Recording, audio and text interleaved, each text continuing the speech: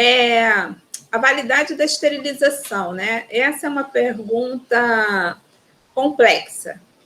Vai depender de diversos fatores essa validade, né? Em diversos locais, empresas, consultórios, tem que definir qual é a validade. Então, como é que a gente vai definir essa validade? Coloca para esterilizar, você recebe o material, esse material está estéril, sem micro-organismos, né? Supõe-se que tudo que está morto, né? Então, ele está dentro de uma embalagem própria, com barreira microbiana, e não vai ter crescimento dentro desta embalagem. Então, essa validade da esterilização, de acordo com a Anvisa, né, seria até indeterminado, até por alguns fabricantes também dão 2 anos de validade, sendo que na prática não é bem assim, né? Nós temos que, assim que recebermos esse material esterilizado, a gente tem que estar com as mãos limpas, temos que guardá-lo, acondicioná-lo, né? Sem dobrar, não pode molhar, a gente tem que colocar ele em armário fechado ou algum container, né? Ou alguma caixa com uma tampa, conforme muitos alunos já fazem isso, né? Vem com aquele tipo um Tupperware, uma caixa fechada. Ok. E a gente até entrega esse material dentro de saco plástico para evitar molhar, amassar, perfurar, né? A gente orienta, antes de colocar na embalagem materiais que são pérfuro-cortantes, colocar um protetor de ponta, né, que nem tem aqui, né, abaixo da bandeja perfurada. Esse quadradinho é um protetor de ponta que é feito com o próprio papel grau cirúrgico. Nessa embalagem aqui ao lado também, acima, ao lado, também tem protetor de ponta, né? Isso evita que perfure a embalagem, conforme eu falei, a esterilização é por vapor de água, então essa embalagem fica um pouco úmida durante o processo de esterilização, e lá dentro, né, expande e volta ao normal e pode perfurar a embalagem. E aí, quando vocês vão pegar esse material, se essa embalagem estiver perfurada, a gente vai ter que refazer todo o processo de esterilização partindo da embalagem, embalar todo o material novamente, identificar e colocar para esterilizar. Isso atrasa a entrega desse material estéril para vocês. Perfeito. Só uma observação aqui. E voltando ao prazo de validade da esterilização, na odonto nós definimos um prazo de 3 meses, né? Porque a odonto é da UERJ, na UERJ nós temos a Policlínica e temos a UP. Perfeito. E nós fechamos um prazo de validade de 3 meses. Ok. Né? Ô, Márcia, o ambiente onde a gente guarda os armários, então ele é adequado para fazer essa acomodação do material até seu uso. Até seu uso. Perfeito. Né? Desde que você não amasse, não dobre, não perfure, não molhe, porque a umidade favorece a transmissão dos micro-organismos, né? E passando esse período de 3 meses, a gente aconselha que esse material seja feito todo o processo de limpeza de novo, embalagem, esterilização. Perfeito. Não é só apenas... Se ele passar, por exemplo, esse prazo de 3 meses, o ideal é abrir, descartar aquela embalagem, né, aquele grau cirúrgico, e daí a gente passar por todo o ciclo, né, de lavar, secar. Ah, Márcio, entendi. Entendeu? Não é apenas colocar no grau para esterilizar novamente. Ele tem que passar por todo o processo, né, que você também explicou no início. Agora, se você conseguiu manter ele num lugar fechado, livre de poeira, de umidade, uma temperatura adequada também, preconiza-se entre 18 e 22 graus. Isso nós não temos, né? Um armário num local, um ambiente que tem essa temperatura, de 18 a 22 graus. Por isso que a gente dá um prazo de 3 meses. Mas, né, sabemos que a maioria dos alunos, né, não tem tanto material, né? E esse processo é muito rápido. Já pega aqui, usa, já esteriliza de novo. Então, a gente não tem nem tanta preocupação. Tem uma rotatividade grande, porque esse prazo está muito bem estabelecido por vocês de 3 meses, né? Perfeito, entendi. Ok, Márcia. Eu vi que você deu uma dica bem interessante para acondicionar esse material em sacos plásticos ou em Tupperwares, né? Isso ajuda mais a gente ter a viabilidade desses artigos, né? Esterilizados, correto? Correto. Assim que sai da esterilização, né, da autoclave lá no setor, a gente já separa por aluno e coloca, acondiciona já em saco plástico e a gente fecha. Ok. Pega fechadinho em saco plástico. A próxima pergunta é a seguinte: todos os instrumentais precisam ser de fato esterilizados ou desinfectados, como por exemplo o pote DAPEN, a placa de vidro, as espátulas de manipulação de cimentos, materiais que não vão diretamente à boca? Todos os materiais precisam de ou ser esterilizado ou desinfetado. Vai depender de uma classificação que a gente define como artigos críticos, semicríticos e não críticos. Entendi. Né? E aí, os artigos que são críticos, que entram em contato, né, com a rede vascular, né, com a Saliva, né? Saliva, do sistema vascular, com sangue. Perfeito. Esse material tem que ser esterilizado. Tá?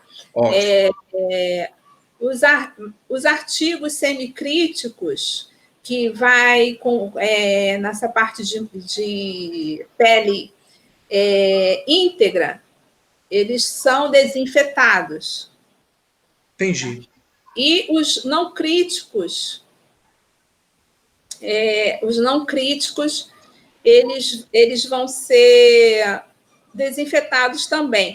Aliás, os semicríticos, dependendo, eles têm que ser esterilizados, ainda mais hoje em dia, porque é mucosa, eu esqueci de falar da mucosa, tá? E aí tem que ser esterilizado, de preferência esterilizado, os críticos e os semicríticos, e os não críticos desinfetados. Perfeito. Só reforçando esses conceitos que a Márcia tão bem explicou, a gente pode revisitá-los fazendo a leitura do manual. Está bem segmentado, né, e conceituado no manual de biossegurança que a gente pode estar sempre consultando.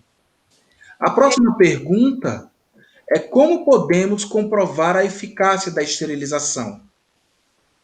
A gente consegue comprovar a eficácia da esterilização através da monitorização dos ciclos, né, do equipamento, né, através dos testes químicos, biológicos. Aí aqui nós temos os indicadores químicos. Esses indicadores, né, são integradores também, eles têm a variação de cor, né? O primeiro passa de branco e segue uma linha mais escura, dizendo que passou pela... Esses integradores, eles vão medir, dentro do equipamento da autoclave, a umidade, temperatura e pressão. Se tudo tiver de acordo, né, ele passa... Essa listinha preta passou pelo processo. Está tudo ok, eficiente. E esse que tem a bolinha amarela, ele passando pelo processo na temperatura, umidade e pressão adequado, essa parte amarela passa para preta também. Esse é um integrador químico. Isso a gente controla o ciclo. Ótimo.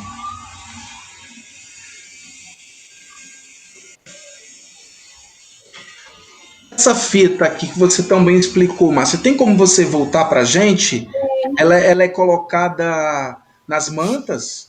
Sim, né? Ela é colocada nas mantas, no wrap. No wrap. E nas mantas. para fechar, né? A gente tem que fechar, que a manta não tem como fechar ela, a gente fecha com a fita. E a fita, quando a gente coloca, a gente chama de fita zebrada, ela é branca e depois que passa pelo processo, ela fica mais escura. Essa fita azul, ela é mais indicada para processo de óxido de etileno. A de vapor é uma mais clara. Essa aqui, vocês podem ver que está azul, a outra é amarela. Perfeito. Acho que até seria bom ter uma foto dela aqui também, da amarela, né? A gente encontra muito em hospital, né? Os hospitais Sim, utilizam com bastante frequência. É só para reforçar, né? Por que o papel grau ele tem um custo-benefício melhor? Porque na própria embalagem já vem esse indicador, a gente não precisa comprar por fora, né? E a outra coisa é que o papel grau, a gente, dependendo do tamanho do instrumental, do artigo que a gente vai colocar ali dentro, se ficar muito extenso, a gente pode recortar e aproveitar esse recorte para um outro instrumental. Entendi. Né?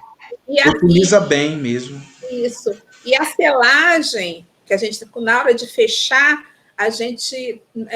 nós temos essa selagem a seladora, lá na central de esterilização, ela sela, né? A gente tem que dar um espaço para conseguir abrir esse material sem encostar no artigo que está ali dentro. Tá? A gente tem que deixar um espaçozinho para a gente poder manipular e abrir essa embalagem. Entendi. Nessa ilustração específica, Márcia, eu vejo que alguns artigos eles podem quebrar. Sim. E quando isso acontece, o que a gente tem que fazer?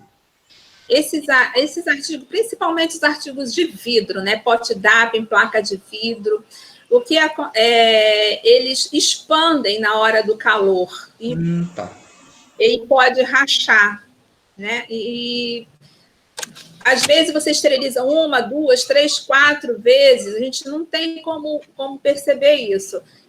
Chega uma hora que ele não aguenta e racha. Por isso que é bom até colocar aqui, né? Para mostrar que não é culpa, né? É uma coisa que pode acontecer. A gente até toma um cuidado de não...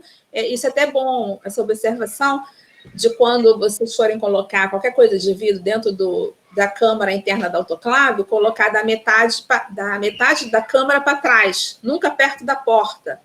Porque quando a gente abre a porta, a gente tem que abrir devagar e deixar um espaçozinho da porta para a câmara para poder normalizar a temperatura interna com a externa, porque senão pode ter um choque térmico e se esses materiais de vidro estiverem mais na frente, aí facilita mais de quebrar, né? Uhum. E a outra coisa também, que a gente não pode, assim que acaba a esterilização, abrir totalmente a porta, a gente tem que deixar um espaçozinho pequeno, porque o ar frio de fora entrar em contato e haver o choque térmico, o material que está lá dentro umedece todo, fica molhado, úmido, né? Perfeito. E favorece também o crescimento de micro-organismos. A gente não pode usar o material que está úmido. Então, a gente tem, assim que acabar o processo de esterilização, abre só um pouquinho a porta até normalizar a temperatura de dentro com o ambiente de fora. Muitos cuidados, né, Márcia? Tem que ter muita perícia para fazer a execução muito correta desse processo todo, né? Por isso que o manual de biossegurança tem um capítulo próprio para descrever tudo inerente à central e material de esterilização. Certo. Outra coisa também, aproveitando essa figura, Geraldo, fazer uma observação que todo o material estéreo tem que ter o nome, tem que colocar o nome, identificação, a data, tá? E o nome, a data, e no caso, o terceiro período, né? dos alunos que vão usar lá a esterilização, eles ganham um número também para Como está colocar. indicado aqui, né? Tem uma embalagem aqui que está indicado. Essa forma é a correta, Márcia? Essa é a forma correta. Não Perfeito. precisa escrever o nome todo, só o primeiro nome já basta. A senha que a gente cede para cada aluno, a data, né, o nome, número, a data e o período. Ok. E tem que escrever, quando for escrever, não escrevam no corpo dessa embalagem, escrevam sempre nas extremidades, porque a caneta às vezes pode manchar, né? E dependendo do artigo que está dentro da embalagem, pode interferir. Ok. Então, Márcio, a gente finaliza por aqui. Inicialmente, eu gostaria de te agradecer por estar conosco nesse momento e dizer a todos os alunos que todos esses apontamentos que você muito bem abordou se encontram no manual de biossegurança, onde eles podem fazer a consulta periódica. Então, Márcia, mais uma vez agradecemos sua presença aqui conosco. Eu que agradeço, professor Geraldo. Obrigada pela poder estar aqui tirando essas dúvidas, conversando com vocês. Eu fiquei muito contente de poder participar e estou à disposição para qualquer dúvida ou questionamentos. Obrigada. A gente que agradece e a gente finaliza por aqui e bons estudos a todos.